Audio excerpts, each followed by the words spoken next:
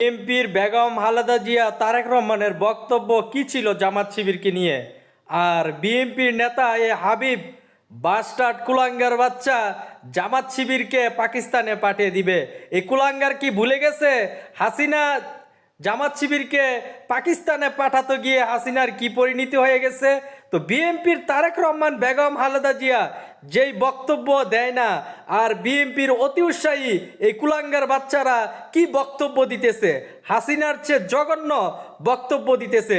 তার সাংবাদিক সম্মেলন, তার বক্তব্য আপনারা শুনেছেন। এই হাবিব এই কুলাঙ্গার বাস্টার্ডকে বলে দিতে চাই, তোরা হাসিনার চেতনার দোকান কি আবারও নতুন করে চালু করবি?